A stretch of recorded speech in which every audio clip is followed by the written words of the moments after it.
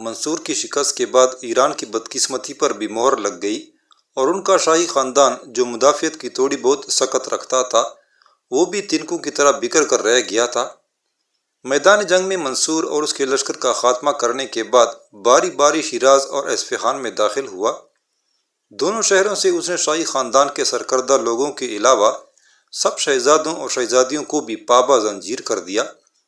پھر شیراز سے باہر ایک کھلے میدان میں ان پابہ سلاسل شہزادوں اور شہزادیوں کو علیحدہ علیحدہ قطاروں میں کھڑا کر دیا گیا تھا۔ شہزادوں اور شہزادیوں کی ان قطاروں کے قریب ہی سونے اور چاندی کے سکوں سے بری ہوئی کچھ تیلیاں، بہت سے ریشمی کپڑے، زربفت کے کچھ تان، شیراز اور اصفہان سے حاصل ہونے والی شاہی خاندان کی 10 حسین کنیزیں، 12 گھوڑے، 10 خچرے، اس کے علاوہ خوردنوش اور دوسری ضرورت کی انگرت اشیاء تیمور نے علیحدہ کر کے اپنے بیٹے شاہ رخ کو مخاطب کر کے کہا، اے شاہ رخ، ذرا میرے بیٹے نور الدین کو بلواؤ، میں اس کے ساتھ اپنا سارا نہیں تو کچھ حساب ضرور بے باک کرنا چاہتا ہوں۔ شاہ رخ نے قریب ہی کھڑے ایک لشکری کو نور الدین کو بلانے کے لیے کہا اور وہ لشکری وہاں سے بھاگتا ہوا دائیں جانب اس سمت چلا گیا تھا جدھر نور الدین کے ساتھ کام کرنے والا لشکر خیمہ زن تھا۔ تھوڑی ہی دیر بعد نور الدین اپنا گھوڑا دوڑاتا ہوا وہاں آیا اور تیمور کے قریب آ کر اپنے گھوڑے سے اتر کر اس نے پوچھا، اے امیر، آپ نے مجھے طلب کیا ہے؟ ہلکی ہلکی مسکراہٹ میں تیمور نے کہا، ہاں، تمہارے ساتھ ایک حساب تھا، میں نے سوچا اسے بے باک کر دوں۔ پھر تیمور نے ایران کے پابہ زنجیر کھڑے شہزادوں اور شہزادیوں کے سامنے سامان کے ڈھیر، کنیزوں، گھوڑوں اور خچروں کی طرف اشارہ کر کے کہا، اے نور الدین، گزشتہ جنگ میں تمہاری بے مثل کارگزاری پر میں نے تمہیں صرف اپنا بیٹا بنانے کے علاوہ تمہیں قلب کا سالار مقرر کر کے تمہارے شجاعت اور سرفروشی کا حق ادا نہ کر دیا تھا، بلکہ ان حسین و جمیل 10 کنیزوں سمیت یہ سارا سامان اب تمہاری ملکیت ہے۔ اسے قبول کرو کہ تمہاری یہ قبولیت میری خوشی اور میری دل جمی کا سامان ہوگی۔ پھر تیمور نے آگے بڑھ کر نور الدین کو سارا سامان دکھا دیا۔ تیمور کے ساتھ نور الدین جب سارے سامان، کنیزوں، گھوڑوں اور خچروں کو اچھی طرح دیکھ کر اور ان کا جائزہ لے چکا، تب اس نے تیمور کو مخاطب کر کے کہا، اے امیر، کیا میں اس سارے سامان کا مالک ہوں اور اس پر مجھے مکمل اختیار ہے؟ تیمور نے کسی قدر تعجب سے نور الدین کی طرف دیکھا اور کہا، لا ریب، یہ سارا سامان تمہارا ہے نور الدین، اور تم اس کے بلا شرکت غیر مالک ہو۔ نور الدین نے آگے بڑھ کر سنہری سکوں کی چند تیلیاں اٹھا کر اپنے گھوڑے کی خرجین میں ڈال لی۔ پھر تیمور سے اس نے کہا، اے امیر، یہ جس قدر سامان ہے اسے آپ میری طرف سے شاہی خزانے میں ڈال دیں۔ میں ایک سادہ اور مختصر ضروریات پر مبنی زندگی بسر کرنے کا عادی ہوں۔ میں نے اس میں سے اپنے لیے اور کچھ ضرورت مند وابستگان کے لیے سنہری سکوں کی تیلیاں لے لی ہیں، اب باقی سامان سے میرا کوئی تعلق واسطہ نہیں ہے۔ ہلکی ہلکی کسی قدر گہری مسکراہٹ میں تیمور نے ان 10 حسین و جمیل کنیزوں کی طرف اشارہ کر کے پوچھا، اور ان کنیزوں کے متعلق تمہارا کیا خیال ہے؟ نور الدین نے ان حسین کنیزوں کی طرف دیکھ کے بغیر کہا، اے امیر، یہ کنیزیں میری طرف سے آزاد ہیں، میرا ان سے کوئی تعلق، کوئی واسطہ نہیں۔ یہ اپنی مرضی اور خواہش کے مطابق جہاں اور جس جگہ چاہیں آزادانہ زندگی بسر کر سکتی ہیں۔ وہاں کھڑا ہو کر تیمور گردن جھکائے کچھ دیر سوچتا رہا۔ شاید نور الدین کے اس رویے اور اعلیٰ اخلاقی معیار نے ایک طرح سے تیمور کو ہلا کر رکھ دیا تھا۔ پھر تیمور نے اپنے سر کو جھٹکا اور بولا، اے نور الدین، میرے بیٹے، میرے ساتھ آؤ۔ نور الدین آگے بڑھا اور خاموشی سے تیمور کے ساتھ ہو لیا تھا۔ نور الدین کو تیمور زنجیروں میں جکڑی اور ایک قطار میں کھڑی ایرانی شہزادیوں کی طرف لے گیا۔ پھر اسے کہا، اے نور الدین، زنجیروں میں جکڑی ہوئی یہ سب ایرانی شہزادیاں ہیں، میرے ساتھ ساتھ انہیں غور سے دیکھتے چلے آؤ، پھر میں ان سے متعلق تم سے ایک سوال کروں گا۔ تیمور ان ساری زنجیروں میں جکڑی ہوئی شہزادیوں کو دیکھتے ہوئے آگے بڑھنے لگا، اور اس کے کہنے پر نور الدین بھی بڑے انہماک سے انہیں دیکھتا ہوا اس کے ساتھ جا رہا تھا۔ جب شہزادیوں کی وہ قطار ختم ہوئی تو تیمور نے پوچھا، اے نور الدین، ایران کی ان شہزادیوں میں سے کون سی تمہیں بلی لگی؟ کس میں تم اپنے لیے جذب و کشش محسوس کرتے ہو، اور ان میں سے کون ہے جسے تم اپنی پسند کہہ سکتے ہو؟ نور الدین نے چونک کر تیمور سے پوچھا، میں سمجھا نہیں، آپ کیا کہنا چاہتے ہیں؟ تیمور نے اس بار کھل کر کہا، اے نور الدین، میں چاہتا ہوں ایران کی ان شہزادیوں میں سے تم اپنے لیے کسی کو پسند کر لو۔ پھر میں بڑی شان و شوکت اور کروفر کے ساتھ تمہاری اس سے شادی کرا دوں گا۔ نور الدین نے گردن جھکا لی اور کہا، اے امیر، میں ان میں سے کسی کو بھی پسند نہیں کرتا اور نہ ہی میرا ابھی شادی کرنے کا کوئی ارادہ ہے۔ میں آنے والے دور میں شادی ضرور کروں گا، لیکن وہ شادی میری پسند کی ہوگی۔ تیمور نے مسکراتے ہوئے فراخ دلی سے کہا، اے نور الدین میرے بیٹے، ایک شادی تم ان شہزادیوں سے کر لو اور ایک بعد میں اپنی مرضی سے اپنی پسند کے مطابق کر لینا۔ نور الدین نے پھر سر کو جھکائے کہا، نہیں امیر، ایسا ممکن نہیں ہے۔ میں زندگی میں شادی ایک ہی لڑکی سے کروں گا اور وہ لڑکی ان دنوں سمرقند میں ہی ہے۔ تیمور نے دلچسپی لیتے ہوئے پوچھا، کیا تم مجھے بتاؤ گے نہیں کہ وہ لڑکی کون ہے، کس کی بیٹی ہے اور کس خاندان سے تعلق رکھتی ہے؟ نور الدین نے انتہائی سنجیدگی میں کہا، اے امیر، ابھی اس کا نام اور حسب نسب بتانے کا وقت نہیں آیا۔ میں وعدہ کرتا ہوں کہ مناسب وقت میں آپ سے سب کچھ کہہ دوں گا۔ تیمور نے کچھ سوچا، پھر دوبارہ اس نے پوچھا، اے نور الدین، میں بڑی بے چینی کے ساتھ اس وقت کا انتظار کروں گا جب تم مجھے اس لڑکی کے نام، اس کی ولدیت اور اس کے حسب و نسب سے متعلق خبر کرو گے، تاکہ میں اسے تمہاری شادی کرا کر اپنے فرض سے سبکدوش ہو سکوں۔ نور الدین نے کہا، اے امیر، وقت آنے پر میں سب کچھ آپ سے کھل کر کہہ دوں گا۔ اس پر تیمور نے سامان کی اس ڈھیر کو شاہی خزانے میں اور گھوڑوں خچروں کو لشکر میں شامل کرنے کا حکم دیا، اور تیمور کے لیے منتخب کی جانے والی 10 کنیزوں کو اس نے اس کی خواہش کے مطابق آزاد کر دیا تھا۔ اس کے بعد تیمور نے پابا سلاسل شہزادوں اور شاہی خاندان کے سب افراد کو تحت تیغ کرا دیا۔ تاہم وہ شیراز اور اصفہان سے جو فنکار، مصور، شاعر اور ادیب ہاتھ لگے تھے، انہیں اپنے ساتھ لیتا گیا۔ راستے میں قلعہ سپید کے قریب تیمور نے اپنے پوتے محمد سلیمان اور پیر محمد کے لشکروں کو بھی اپنے ساتھ ملا لیا اور سمرقند کی طرف کوچ کر گیا تھا۔ قلعہ سفید سے وہ جاتی دفعہ ایران کے سابق حکمران زین العابدین کو بھی ملا، جسے منصور نے اندھا کرا دیا تھا، اپنے ساتھ سمرقند کی طرف لے گیا۔ اس طرح ایران پر اب اس نے اپنی طرف سے تاتاری حکمران مقرر کر دیا تھا۔ ایک فاتح کی حیثیت سے تیمور اپنے لشکر کے ساتھ باب لاجور سے سمرقند شہر میں داخل ہوا۔ اس کے اور اس کے لشکریوں کے استقبال کے لیے باب لاجور سے لے کر سمرقند کے قلعے تک قالینوں اور بانات کا فرش بچھا دیا گیا تھا۔ راستے میں پڑنے والے چھتوں اور باغوں کی دیواروں میں ریشمی کپڑوں کے علاوہ کشیدہ کاری اور زردوزی کا کام کیے ہوئے کپڑے لٹکا دیے گئے تھے۔ بازاروں کی دکانیں خوب سجی ہوئی تھیں، ہر طرف چہل پہل تھی اور لوگ اپنے بہترین لباس پہنے لشکر کے استقبال کو گھروں سے نکل آئے تھے۔ تیمور جب شہر میں داخل ہوا تو اس کے دائیں ہاتھ شہزادہ شاہ رخ اور تیمور کے پوتے محمد سلیمان، پیر محمد اور خلیل تھے، جبکہ بائیں طرف نور الدین اور سیف الدین تھے۔ مقامی امراء اور روسا، شہزادوں اور باہر سے آئے ہوئے سوداگروں نے شہر سے باہر نکل کر تیمور کا استقبال کیا۔ تیمور کی بیوی سرائے خانم نے اپنے شوہر تیمور اور بیٹے شاہ رخ کے قدموں پر اپنے غلاموں کے ذریعے زر و جواہرات کے ڈھیر لگا دیے تھے، جبکہ تیمور کی بہو خانزادہ اپنے تینوں بیٹوں شہزادہ محمد سلیمان، شہزادہ پیر محمد اور شہزادہ خلیل کی منتظر تھی، اور جب وہ اس کے قریب آئے تو اپنے غلاموں کے ذریعے خانزادہ نے اپنے تینوں بیٹوں پر موتیوں کے علاوہ سونے کا بورا نچھاور کیا۔ اس موقع پر تیمور نے کچھ لوگوں کو تنبیہ کرنے کے انداز میں ہدایت کی کہ وہ نور الدین پر بھی موتی اور سونے کا بورا نچھاور کریں۔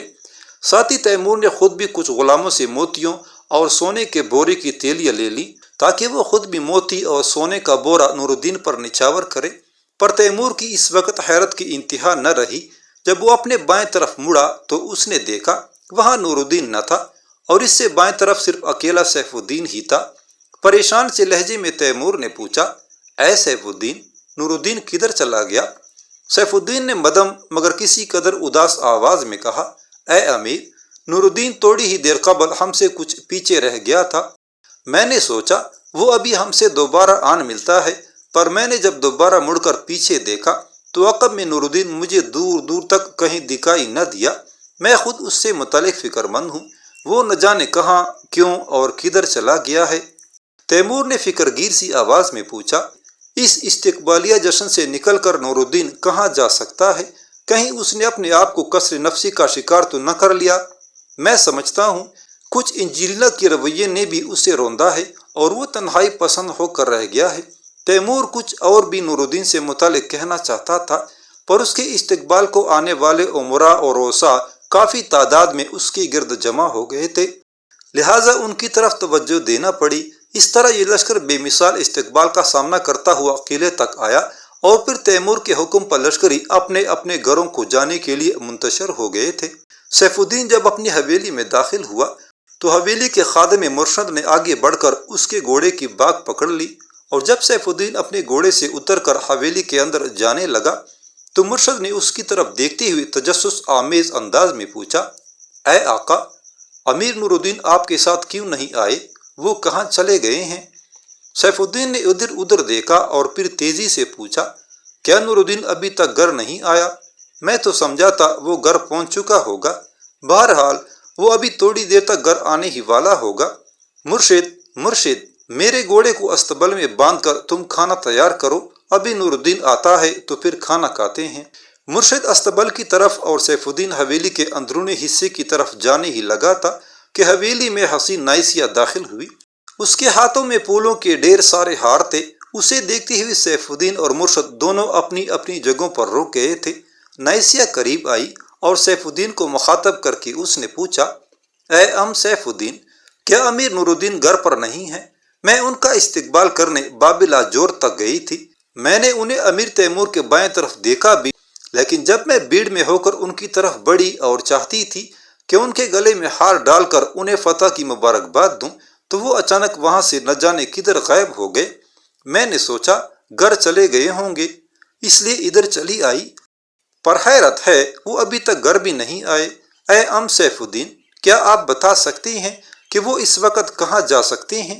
شفیقانہ سے لہجے میں سیف الدین نے کہا، آؤ بیٹی، دیوان خانے میں بیٹھتے ہیں، مجھے امید ہے کہ تھوڑی دیر تک نور الدین آ جائے گا۔ مرشد گھوڑے کو لے کر استبل کی طرف چلا گیا، جبکہ سیف الدین نائسیہ کو دیوان خانے میں لایا۔ نائسیہ نے پھولوں کے ہار ایک طرف رکھ دیے اور ایک چرمی نشست پر بیٹھ گئی تھی۔ سیف الدین نے بھی اس کے سامنے بیٹھتے ہوئے پوچھا، اے نائسیہ، میری بیٹی، کیا نور الدین کا اس طرح استقبال کرنے اور اس سے ملنے پر تیرے باپ یوگرین کو اعتراض تو نہ ہوگا؟ نائسیہ کے کونپلوں کی طرح ملائم اور لالا رخ پر قطروں جیسے ہونٹوں پر وقت کی روحوں کو منور اور دامن کو رنگ و نور سے بھر دینے والی مسکراہٹ نمودار ہوئی۔ پھر اس نے دھیمے لہجے، جھکی نظروں اور لذت شہد و شکر بکھیرتی ہوئی آواز میں کہا، اے سیف الدین، اس سمرقند شہر کے اندر میرے باپ نے مجھے صرف نور الدین سے ملنے کی اجازت دے رکھی ہے۔ میں انہیں دن یا رات کسی بھی وقت ملوں، میرے باپ کو اس پر کوئی اعتراض نہ ہوگا۔ نور الدین وہ ہستی ہیں جن پر وہ اندھا اعتماد اور مکمل بھروسہ رکھتے ہیں۔ سیف الدین نے غور سے دیکھا، نور الدین سے متعلق گفتگو کرتے ہوئے حسین نائسیہ کے لعل لب کے فشار میں ایک اچھوتی کشش تھی، چہرے پر تبسم کی کرنیں رقص کرتی تھیں، گہری آنکھوں کے گھونگھٹ میں محبتوں اور چاہتوں کی چنگاریوں کا ایک رقص لافانی تھا، سانسوں میں ایک ہلچل تھی، شیروں سے ڈلے جسم میں ایک ارتعاش، اور اس کے تخاطب کے قرینے میں حسن تصور، تزئین جمال اور خواب و تعبیر کے سنگم جیسی کیفیتیں رقص کر رہی تھی۔ سیف الدین کو خاموش دے کر نائسیہ نے پوچھا، اے آپ نے ابھی تک بتایا نہیں کہ نور الدین ایسے موقع پر اپنی حویلی کے بجائے کہاں جا سکتے ہیں؟ سیف الدین نے کچھ سوچا، پھر بولا، اے بیٹی، جب تم نور الدین کو اس قدر اہمیت دے رہی ہو اور تمہارے باپ یوگرین نے تمہیں نور الدین سے ملنے کی اجازت بھی دے رکھی ہے تو پھر میں تم سے کوئی بات چھپاؤں گا نہیں۔ سنو نائسیہ، بات کچھ یہ ہے کہ نور الدین کے جنگ پر جانے سے کئی روز پہلے میں نور الدین سے متعلق ایک تجسس اور فکر میں مبتلا ہوں۔ بات یہ ہے کہ نور الدین اکثر گھر سے باہر رہنے لگا تھا، گو وہ رات کبھی باہر نہیں رہا، لیکن دن کا کافی حصہ وہ گھر سے غائب رہنے لگا تو مجھے فکر مندی ہوئی۔ آخر میں نے ایک روز بڑی رازداری کے ساتھ نور الدین کا تعاقب کیا۔ نائسیہ بے چین اور بے تاب سی ہو کر بیچ میں بول پڑی، پھر کیا ہوا سیف الدین پھر کہہ رہا تھا، اے بیٹی، یہاں سے نکل کر نور الدین زین سازوں کے بازار سے گزرا، پھر جہاں زین سازوں کا بازار ختم ہوتا ہے اور ارمنی محلہ شروع ہوتا ہے تو وہاں نور الدین ایک مکان میں داخل ہو گیا۔ اس مکان کی نشانی یہ ہے کہ اس کے سامنے املتاس کے 2 درخت ہیں۔ میں جب اس مکان میں داخل ہوا تو اس مکان کے صحن میں نور الدین کا گھوڑا بندھا ہوا تھا، جبکہ نور الدین ایک کمرے میں بیٹھا ہوا تھا اور اس کے سامنے ایک بوڑھا اور لاغر و نژار شخص بستر پر پڑا ہوا تھا۔ مجھے وہاں دیکھ کر نور الدین چونک سا پڑا، پر جلد ہی اس نے اپنے آپ کو سنبھال لیا۔ اس نے بستر پر لیٹے ہوئے اس بوڑھے شخص سے یوں تعارف کرایا کہ اس بوڑھے کا نام اسلان ہے، وہ بیمار ہے، اس کا نہ کوئی وارث اور نہ اسے کوئی سنبھالنے والا ہے، لہذا نور الدین اس کی مالی مدد کرنے کے علاوہ ہر روز اس کے پاس اس کی دیکھ بھال کے لیے جاتا ہے۔ نائسیہ پھر بول پڑی، یہ تو بڑا اچھا کام ہے اور اس معاملے میں ہمیں نور الدین کی حوصلہ افزائی کرنی چاہیے، بلکہ ہمیں بھی ان کے اس کام میں شریک ہونا چاہیے۔ نائسیہ کے خاموش ہونے پر سیف الدین نے پھر کہا، اے نائسیہ بیٹی، میں اس امر پر مطمئن نہیں ہوں کہ اس گھر میں صرف اسلان نام کا بوڑھا ہی رہتا ہے۔ میرا دل کہتا ہے کہ اسلان کے علاوہ بھی اس گھر میں کوئی رہتا ہے، اور ہو سکتا ہے کہ اینجلینا کی طرف سے دل شکنی کیا جانے کے بعد نور الدین نے وہاں اپنے سکون اور اپنی دل جمی کے لیے کسی کا انتخاب کر لیا ہو۔ تھوڑی دیر قبل جہاں نائسیہ کی حالت روح پہلے سپنوں، نازک حسین سوچوں، انگنت اچھوتے کنواروں سپنوں اور دنک رنگوں جیسی ہو رہی تھی، وہاں اب سیف الدین کی اس گفتگو کے بعد اس کی حالت گونگی شہراؤں، بہکی دھڑکنوں، احساس کی ویران کھنڈروں اور بے چین بھٹکتی پھرتی خواہشوں جیسی ہو کر رہ گئی تھی۔ پر جلد ہی نائسیہ نے اپنے آپ کو سنبھالا اور فکر گیر آواز میں اس نے پوچھا، تو آپ کا مطلب ہے اس گھر میں کوئی لڑکی بھی رہتی ہے جس میں نور الدین دلچسپی لیتے ہیں؟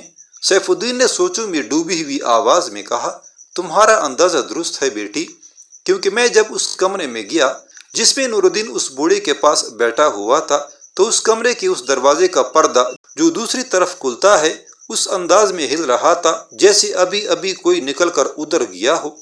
میں نے اپنا شک دور کرنے کی خاطر جب لپک کر اس پردے کی دوسری طرف دیکھا تو میری حیرت کی انتہا نہ رہی، اس لیے کہ پردہ ہلا ضرور تھا پر اس کی دوسری طرف مجھے کچھ بھی دکھائی نہ دیا تھا۔ نائسیہ نے اپنے دل کو تسلی دینے کی خاطر کہا، اے یہ بھی تو ہو سکتا ہے کہ یہ آپ کا وہم ہو اور وہاں کوئی لڑکی نہ ہو، پردہ ہوا سے بھی ہل سکتا ہے۔ سیف الدین نے تائید کی، ہاں میری بیٹی، ایسا بھی ممکن ہے، لیکن پھر بھی میں کہوں گا کہ کچھ نہ کچھ ضرور ہے جو میرا دل مطمئن نہیں ہوتا۔ سیف الدین چند ثانیوں تک کچھ سوچتا رہا، پھر بولا، اے نائسیہ بیٹی، تمہارے اس انکشاف پر کہ تمہارے باپ یوگرین نے سمرقند کے اندر تمہیں صرف نور الدین سے ملنے کی اجازت دے رکھی ہے، اور یہ کہ تمہارا باپ اس پر بھروسہ اور اعتبار کرتا ہے، اور یہ کہ تم دن اور رات کے کسی بھی حصے میں مل سکتی ہو، ہاں نائسیہ، تمہارے اس انکشاف پر میرے ان ارادوں اور میرے اس عزم کی حوصلہ افزائی ہوتی ہے جن کے تحت میں تم سے کچھ کہنا، کچھ پوچھنا چاہتا ہوں۔ نائسیہ نے سیف الدین کی ہمت بڑھاتے ہوئے کہا، اے آپ بلا جھجک پوچھیں جو آپ پوچھنا چاہتے ہیں۔ سیف الدین نے دکھ بھری آواز میں کہا، اے بیٹی، تو جانتی ہے اینجلینا کے متکبرانہ رویے نے نہ صرف نور الدین کو کسر نفسی میں ڈال دیا ہے، بلکہ وہ بے یقینی کے سموں، زیست کے آشوب، تنہائیوں کے نازک سپنوں اور اداس رات کی باہوں کا اسیر ہو کر رہ گیا ہے۔ اے میری بیٹی، تجھے نور الدین کے لیے تریاق سمجھنے سے پہلے میں تم سے یہ جاننا چاہوں گا کہ تمہارے خیالات اور جذبات نور الدین سے صرف ہمدردی تک ہی موقوف ہیں یا بات اس سے آگے بھی کچھ بڑھ سکتی ہے؟ سیف الدین کی اس سوال پر حسین نائسیہ کی حالت بہکی دھڑکنوں، سنہرے وصل کی چمک، قرب کے احساس، خمار آلود فضا جیسی ہو کر رہ گئی تھی۔ نائسیہ نے اپنی گردن جھکا لی تھی اور سیف الدین اسے شفقت بری نظروں سے دیکھے جا رہا تھا۔ کمرے کے اندر نائسیہ کے جسم سے عرق گلاب اور اس کے بالوں سے روغن کنجد کی مہک اٹھ رہی تھی۔ اس کے کانوں کے آویزے اور گلے میں زمرد کا گلوبند اپنے ارتعاش کے باعث نائسیہ کی سانسوں کی بے ترتیبی کا پتہ دے رہے تھے۔ نائسیہ کی اس خاموشی پر سیف الدین نے پھر کہا، اے بیٹی، میں تو کھل کر تمہارے منہ سے کچھ سننا چاہتا ہوں تاکہ تمہارے اس جواب کی روشنی میں نور الدین کے لیے خوشی یا غموں سے بری ہوئی راہ کا تعین ہو سکے۔ نائسیہ نے آہستہ آہستہ اپنی گردن اوپر اٹھائی، پھر وہ سوئے گیت، نرم آنچ اور بہاروں کی حدت کی طرح حرکت میں آئی اور بولی، اے اگر آپ میری زبان سے ہی سننا چاہتے ہیں تو سنیے۔ مجھے امیر نور الدین سے ہمدردی ہی نہیں بلکہ وہ میرے دل کا سوز، میری محبت کا گداز ہے۔ ان کا ہر لفظ میرے لیے شعر، ہر حرف جادو ہے۔ اے نور الدین میرے لیے صحرا کے اندر ایک چشمہ اور سمندر کے اندر ایک مینار ہے۔ اے نور الدین کو میں اپنا پیارے سوغات، وفائے نظر اور محبت تحفہ جان کر پیش کرتی ہوں۔ وہ اب میرے لیے اجنبی اور نا آشنا نہیں ہے، اور اگر وہ پسند کریں تو میں اپنی ساری زندگی ان کے ساتھ گزار دینے کا عہد کر لوں گی۔ نائسیہ کی نورالدین سے متعلق یہ الفاظ لفظوں کی تتلیاں اور دوڑتے اڑتے تخیلات کی طرح فضاؤں میں بکھر گئے تھے۔ نائسیہ ذرا رکی، پھر وہ دوبارہ کہہ رہی تھی، اے میں نے آپ کے سامنے تو اپنی اس حالت کا اقرار کر لیا ہے، لیکن میں آپ سے گزارش کرتی ہوں کہ میری اس گفتگو کا ذکر آپ ان سے نہ کریں، اس طرح وہ یہ خیال کریں گے کہ انہیں اپنانے کے لیے میں نے آپ سے سفارش کرائی ہے، اس طرح میں ان کی نظروں میں گر جاؤں گی، اور میں ایسا پسند نہ کروں گی کہ وہ مجھے حقیر و کمتر خیال کرنے لگیں۔ اس لیے میری بہتری اور خوشبختی اسی میں ہے کہ وہ آپ میری طرف مائل ہوں۔ سیف الدین نے بے پناہ خوشی کا اظہار کرتے ہوئے کہا، اے بیٹی، تو نے اپنے فیصلے سے میرا دل خوش کر دیا ہے، اب میں نورالدین کی طرف سے مطمئن ہو گیا ہوں، اور اے بیٹی تو مطمئن رہ، میں اس گفتگو کا ذکر نورالدین سے نہ کروں گا۔ سیف الدین کہتے کہتے خاموش ہو گیا، کیونکہ باہر گرگ کے صحن میں گھوڑوں کی ٹاپوں کی آوازیں سنائی دی تھی۔ اس پر سیف الدین اپنی جگہ پر کھڑا ہو گیا اور بولا، اے نائسیہ بیٹی، باہر شاید نورالدین آ گیا ہے، آؤ اسے دیکھتے ہیں۔ جو ہی وہ دونوں دیوان خانے سے نکلے، انہوں نے دیکھا نورالدین اپنا گھوڑا مرشد کو دینے کے بعد دیوان خانے ہی کی طرف آ رہا تھا۔ سیف الدین اور نائسیہ دونوں دیوان خانے سے باہر ہی رک گئے تھے، کیونکہ نورالدین انہی کی طرف آ رہا تھا۔ نائسیہ نے اپنے ہاتھوں میں پھولوں کے وہ ہار اٹھا رکھے تھے جو وہ اپنے ساتھ لے کر آئی تھی۔ نورالدین جب قریب آیا تو نائسیہ بلا جھجک سی ہو کر آگے بڑھی، اور وہ سارے پھول اس نے نورالدین کے گلے میں ڈال دیے تھے۔ نورالدین چند ثانیوں تک وہاں کھڑا ہو کر پھولوں کی ان ہاروں کو غور سے دیکھتا رہا جو نائسیہ نے اس کے گلے میں ڈال دیے تھے۔ پھر نائسیہ کی طرف سوالیہ سی کیفیت میں دیکھتے ہوئے اس نے پوچھا، یہ کیسے اور کس خوشی میں ہے؟ نائسیہ نے گہری سرشاری اور تہ دستی شوق میں کہا، سب لوگ، کیا مرد کیا عورتیں، لشکر کی فتح مندی پر اپنے اپنے جاننے والوں اور عزیز و اقارب کا استقبال کرنے کے لیے گئے تھے اور ان پر پھول نچھاور کیے۔ لشکر میں، یا میں یوں کہوں کہ سمرقند شہر میں آپ کے علاوہ میں کسی اور کو نہیں جانتی، لہذا میں آپ ہی کے استقبال کو گئی تھی۔ میں نے امیر تیمور کے قریب ایک بار آپ کی جھلک بھی دیکھی۔ میں آگے بڑھ کر آپ کے گلے میں یہ ہار ڈالنا چاہتی تھی، پر اچانک آپ وہاں سے غائب ہی ہو گئے۔ میں نے آپ کو لشکر کے اندر بہت تلاش کیا، پر آپ نہ ملے، لہٰذا میں ادھر آ گئی۔ نورالدین نے اپنے گلے سے ہار اتار کر دیوان خانے سے باہر ایک نشیز پر رکھتے ہوئے کہا، میں لشکر سے نکل کر اپنے ایک جاننے والے کے ہاں چلا گیا تھا۔ بہرحال اس تک اور زحمت پر میں تمہارا ممنون ہوں۔ ساتھ ہی میں یہ بھی کہوں گا کہ اس طرف آنے سے قبل تمہیں اپنے باپ سے ضرور اجازت حاصل کرنی چاہیے۔ اگر اس سلسلے میں تمہارے باپ یوگرین کے دل میں کوئی غلط فہمی پیدا ہوئی تو اسے میں اپنے لیے سب سے بڑی بدبختی خیال کروں گا۔ نائسیہ نے اس موقع پر اجنبی خوشبو سے بھرپور ایک عزم اور امنگ میں کہا، اے امیر، اس بات کی وضاحت اس سے پہلے میں سیف الدین سے بھی کر چکی ہوں۔ بہرحال میں آپ پر بھی یہ انکشاف کر دوں کہ ان اجنبی سرزمینوں کے اندر میرے باپ نے مجھے دن اور رات کے کسی بھی حصے میں صرف آپ سے ملنے کی اجازت دے رکھی ہے، اس لیے کہ آپ پر ان کا مکمل اعتماد اور بھروسہ ہے۔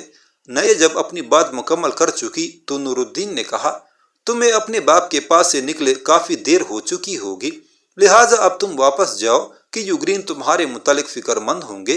نائسیہ، جو نورالدین کے آنے پر سہاگ کی زندگی کے پہلے دن لفظوں کی تتلیوں، دوڑتے اڑتے خیالات، رقص کرتے سایوں، چوڑیوں کی کنک اور ان گنت اچھوتے کنواروں سپنوں جیسی ہو کر رہ گئی تھی۔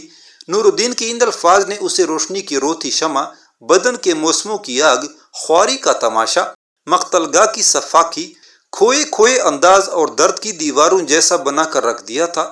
وہ تو یہ سوچ رہی تھی کہ نورالدین اسے بیٹھنے کو کہے گا اور وہ وہاں بیٹھ کر اپنے دل کی سرشاری، اپنی روح کے سکون، اپنے ضمیر کے اطمینان اور اپنی چاہتوں، اپنی امیدوں اور خواہشوں کی تکمیل کا سامان فراہم کر سکے گی۔ لیکن نورالدین نے اسے جانے کا کہہ کر اسے جیت ہار کے دوراہے اور فراق و سکون کے سنگم پر کھڑا کر دیا تھا۔ نورالدین کی اس رویے پر نائسیہ بیچاری اٹھ کھڑی ہوئی اور دونوں کو سلام کہتی ہوئی وہ وہاں سے چلی گئی تھی۔